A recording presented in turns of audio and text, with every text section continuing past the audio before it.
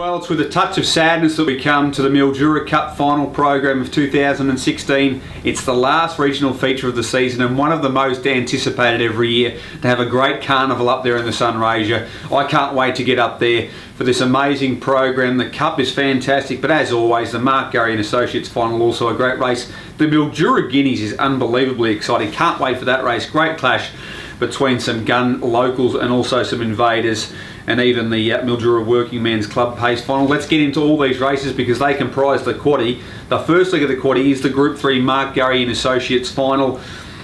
Look, you could just about throw the field in here in the first leg of the quaddie and you wouldn't sound ridiculous. There's no doubt Young Modern is the horse to beat. He came into the series as the best credentialed horse and was luckless, just got strung up too far back in the field, made his run, got a card in from Wow She Smooth. She didn't really take him anywhere early on. He finished off really strongly.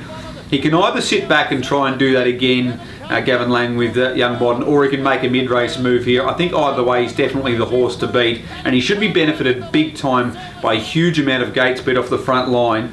The fastest horse, in my opinion, off the front line, if they let her go, is number 6, Chill Desire. She worked to the front, or just zipped to the front, and ran her rivals, or led her rivals, the Merry Dance, in the heat of this series. Going to be a little bit tougher here with that gate speed I just spoke about from outside the front line, but I think it's their only chance. They've got to press the button early and have a throw at the stumps.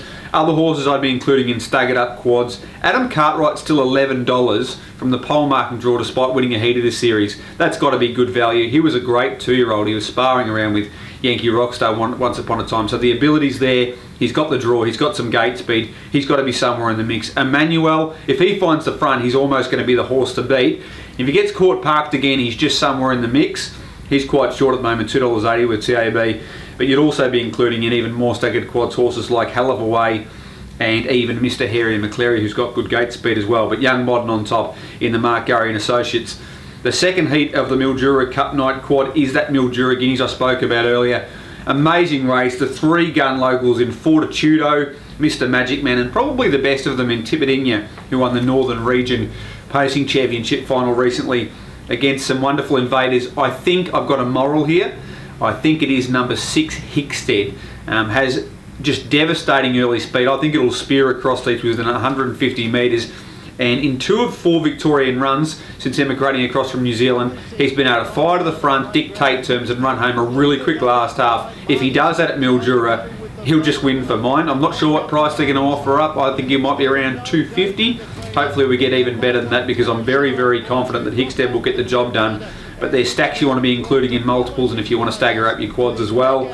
Here he comes with terrific last start behind Shadow Saxa, Tabcorp Park, Melton, and has to be given a lot of respect. Fortitudo, I mentioned, wasn't at his best in that race at Melton, but has done a great job in the Sunrays. And Mr. Magic Man I've got a lot of time for. Tipitinia we've already mentioned, and Real Lucky's a horse with a devastating late turn of foot in him if they go hard through the middle stages.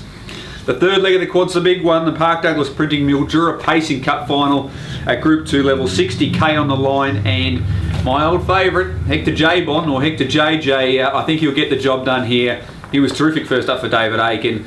Was driven a little bit differently, just sort of came off the arm without blasting off, worked to the front at his leisure and just said, I'm the best horse in the race, and that's all there is to it. I expect a similar situation here, except he won't get to the front. He'll just drift off the arm, I think, work to the breeze. Whether he keeps the breeze or he offers that up to somebody else, I'm not 100% sure. Either way, I think he's the one to beat. He doesn't want to get caught in a wall with Stunning Grin, but if it's down to a race in speed, I think he'll be too good. Hectoryjayjay, he'll be relatively short as well.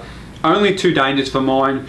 One is Ideal Success, who finished 3rd behind Stunning Grin in his qualifier, but he's a really high class horse, and I think if he gets the right run, and I'm pretty sure he will get a good run here, he'll be tough to beat. And Stunning Grin's going to try the same trick as Tuesday night. He's going to run along in front and try and run them off their legs. It may work. He's going to be pretty short, 350, 360, but he broke the track record on Tuesday night, so anything can happen. The last race of the quaddie, or the last leg of the quaddie on Mildura Cup night, is that Working Man's Club Pace Final, a C2 to C3 event. Tricky race again. I thought One Golden Day was the one you could rove your trifectas and first fours around number 2 because she's just been in such consistent form recently. She probably won't get the lead tonight, but if she's somewhere in the first 4, she's going to be in a good striking position. So I'd be roving her around all of the following. Number 1, Dark Side, your likely leader. Number 7, Big Bang Leonard, who was terrific in a heat of this series. And then all those class runners wide on the second line. Platy, Shifty Shivers, who was disappointing on Tuesday night but has more ability than that. And also number 11, Long Tan Bliss, who did a huge job 3 wide with that cover, but will probably have to do so again. So a wonderful program coming up. Can't wait, as I mentioned, to get to Mildura. My moral is Hickstead, but just can't wait for all the racing. Good luck and good punting.